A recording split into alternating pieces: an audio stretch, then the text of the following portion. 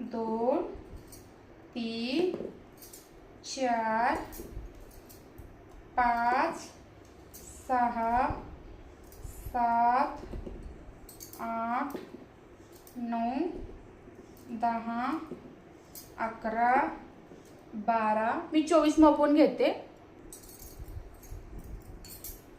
23 आणि हे 24. ओके. आता तुम्ही काय करायचं, इथून राऊंड काढून इथे येईल तेव्हा 1 होणार आहे, हे लक्षात ठेवायचं, नाहीतर अर्धवट करायचं नाही. आता परत पुढच्या साईडला आपला अंगठा ठेवायचा आणि ह्या 3 बोटांचा उपयोग करायचा. तर फर्स्ट व्हिडिओमध्ये ते सांगायला मी विसरले होते. ही जी 3 बोटं आहेत, आता हे मधलं बोट ह्या दोन्ही धाग्यांच्या मध्ये आलं पाहिजे, असं इकडे एक आणि इकडे. आता हे दोन्हींचं व्यवस्थित धरता आलं पाहिजे. तर पूर्ण व्यवस्थित ह्याला गोंजरून घ्यायचं आहे, व्यवस्थित प्लेन करायचं आहे. असं असं बोट घालून असं घातल्यानंतर हे जे सगळं गोळा केलेलं जे म्हणजे अस्ताव्यस्त झालेलं जे आहे, तर ते आपण एकत्र आणून कट करून घ्यायचं आहे अशा प्रकारे. आणि सेम प्रोसेस जी पहिली मी सांगितली होती तीच प्रोसेस करायची आहे आपण गोंड्याची. तर तुम्हाला जर नाही लक्षात आलं तर डबल तुम्हाला बॅक जायचं आहे. डबल सेम मी जशी करते तशीच प्रोसेस फॉलो करायची. आता त्यानंतर सेमच जर गोंडा आपल्याला अपडाऊन होत असेल, म्हणजे धागा वर खाली होत असेल, तर थोडासा ट्रिम करून घ्यायचा आहे आणि थोडंसं ग्लू लावायचं आहे.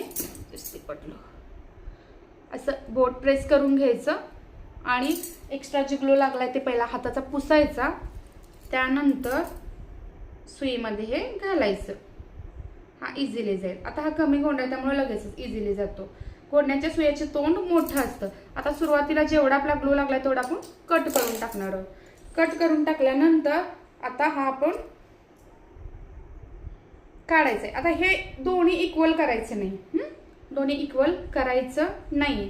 तर आता आपण पुढची प्रोसेस जी आहे, कपड्याला मार्किंग कसं करायचं, किती अंतरावरती करायचं आणि ही जी चेन साखळी आहे तिची प्रोफेशनल मार्किंग करण्याची पद्धत काय आहे ते मी तुम्हाला सांगते. तर मी आता ही खुर्ची घेतलेली आहे. तुम्ही टेबल किंवा तुमच्याकडे ती कशाही प्रकारचा डबा वगैरे असेल तरी चालेल. आणि वजनसाठी मी साखरेचा डब्बा घेतलेला आहे. तुम्ही काही ठेवू शकता, वजनदार आपल्याला गोष्ट पाहिजे. तर आता ही साडीचा पदर आहे, सॉरी काटा आहे, पण आपण ह्याला पदर समजूया. तर हा जो पदर आहे तो आपल्याला ठेवताना उलटा ठेवायचा आहे, उलट्या बाजूला. ओके.